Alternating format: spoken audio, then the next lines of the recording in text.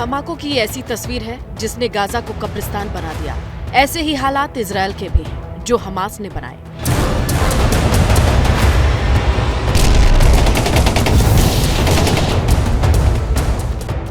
एक तरफ से हमास के रॉकेट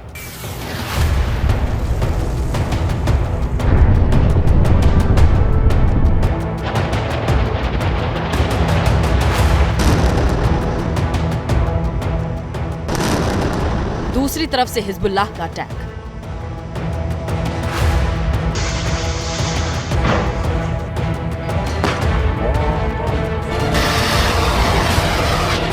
तीसरी तरफ से हूती आतंकियों की मिसाइल।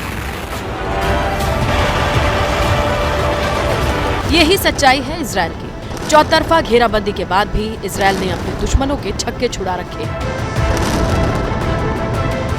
न धमाकों का शोर थम रहा है, ना ही मौत का मीटर रुक रहा है।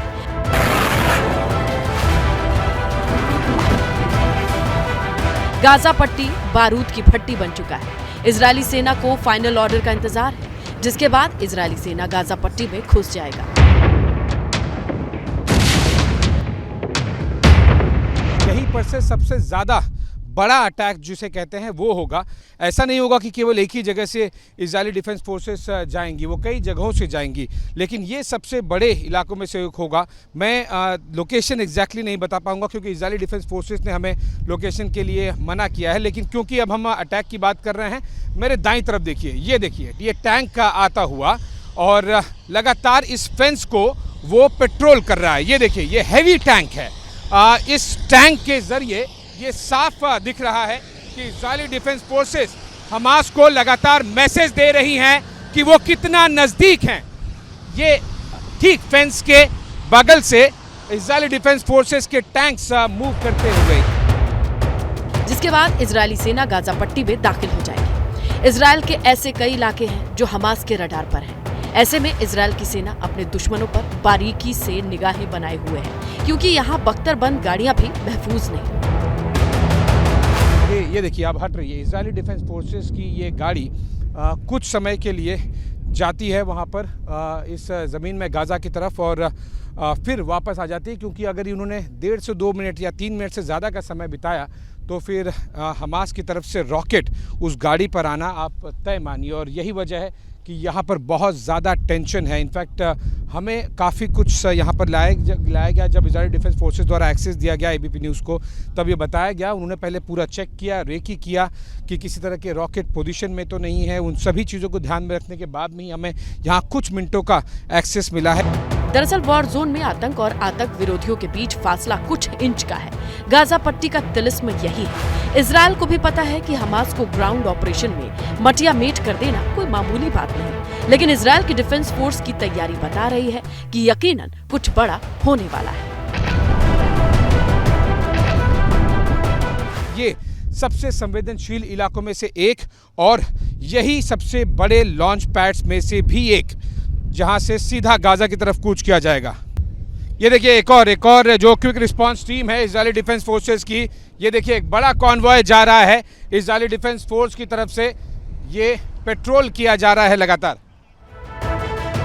दरअसल इजरायल को अभी चारों तरफ से युद्ध लड़ना पड़ रहा है। हमास फिलिस्तीन गाजा पट्टी में सक्रिय है, आतंकी संगठन हिजबुल्लाह लेबनान में एक्टिव है, जबकि हूती आतंकी यमन से ऑपरेट करते हैं। हमास के पास करीब 25,000 आतंकी हैं। हिजबुल्लाह के पास आतंकियों की संख्या 60,000 से ज्यादा है। हूतियों के पास आतंकियों की अमूमन संख्या 1 लाख से ज्यादा है। हमास के पास मोर्टार, मिसाइलें, रॉकेट्स हैं। हिजबुल्लाह के पास 1.5 लाख से ज्यादा मिसाइलों का जखीरा है। हूती आतंकियों के पास 1200 मील से ज्यादा दूरी तक मार करने वाली मिसाइलें। ऐसे में 3 आतंकी संगठनों की सामूहिक ताकत इजरायल के लिए बड़े खतरे का सबब बन सकती है। बावजूद इसके इजरायल ने अपने हमलों से दुश्मन की नींद उड़ा रखी है। 3 שלבים עקרוניים. ראשית, אנחנו נמוטט את ארגון החמאס, נשמיד את התשתיות הצבאיות שלו והשלטוניות שלו. זה דבר ראשון. זה שלב שלא יהיה קל, יהיו לו מחירים. אנחנו נצטרך פה את התמיכה של כולם. इजरायल किसी भी कीमत पर दुश्मनों को बख्शने के मूड में नहीं है। लिहाजा इजरायली सेना ने अपने मंसूबे भी जाहिर कर दिए हैं। צה"ל ממשיך להיערך לשלב הבא של המלחמה, התמרון. הכוחות נמצאים בשטח, מתאמנים, מתארגנים, לומדים, מתחקרים, לומדים כבר את כל מה שקרה בלחימה עד כה ואת הלקחים שעליהם להפיק. מעבר לכך, אנחנו ממשיכים כל הזמן במאמץ הלוגיסטי על מנת להגיע ככל הניתן בצורה מלאה והמוכנה הטובה ביותר להיכנס לתמרון. हमास ने इजरायल में हमले के दौरान कई लोगों को बंधक भी बना लिया था, जिन्हें छुड़ाने की कोशिशें जारी हैं। हालांकि हमास ने 2 अमेरिकी नागरिकों को रिहा कर दिया है। इन दोनों की रिहाई कतर की मध्यस्थता के बाद हुई है। जंग के जैसे जैसे दिन आगे बढ़ रहे हैं, लोगों की मुश्किलें बढ़ती जा रही हैं। खास तौर पर फिलिस्तीन की गाजा पट्टी में, जहां हर तरफ इमारतों का मलबा ही मलबा दिखाई दे रहा, लोग अपनों को तलाश रहे हैं। حوالي ما يقارب 30 برج. مدينة طرات